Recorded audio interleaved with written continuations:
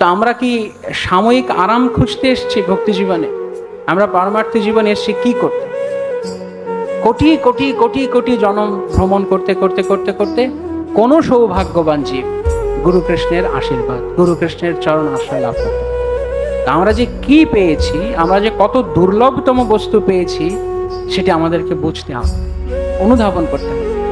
এর সামনে পৃথিবীর অন্য কোন, পৃথিবী কি মহাসৃষ্টির কোনো কিছু এর সামনে টিকতে পারে না। ভগবত পাদপদ্মের মতো এত মূল্যবান বস্তু আর কোনো কিছু নেই, আর কোনো কিছু এর সামনে হতে পারে না।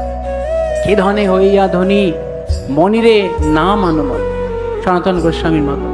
তো তিনি যা পেয়েছেন, মহাত্মারা যা পেয়েছেন, তার কাছে বাকি সবকিছু ফিকে হয়ে যায়। সেই জন্য ভক্তিবিনোদ ঠাকুর মহাশয় যেমন তিনি তার প্রার্থনায় বলছেন, এই মাত্র আশা মম তোমারও চরণে, আহুত কি ভক্তি দে জাগে অনুক্ষণ। হে কৃষ্ণ, আমি তোমার কাছে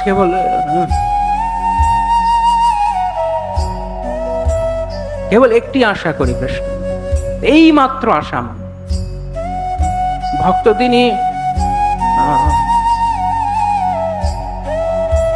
আশাহীন হন না, তার আশা থাকে, যে তার একটাই আশা, সেটি হচ্ছে কৃষ্ণ আমি কেবল তোমাকে চাই।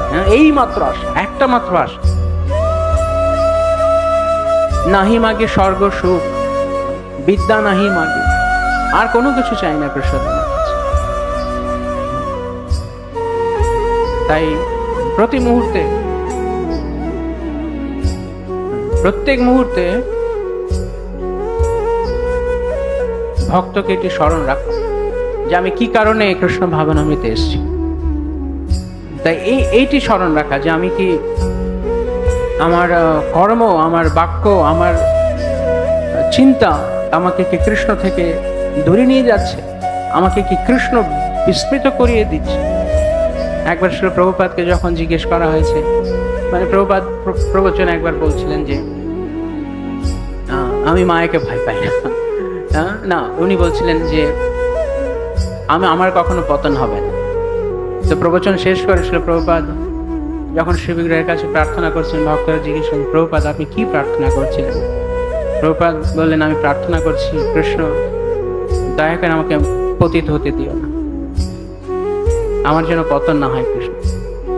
তো ভক্তেরা জিজ্ঞেস করছেন, আপনি তো মাত্র বললেন প্রভুপাদ আপনার কখনো পতন হবে না।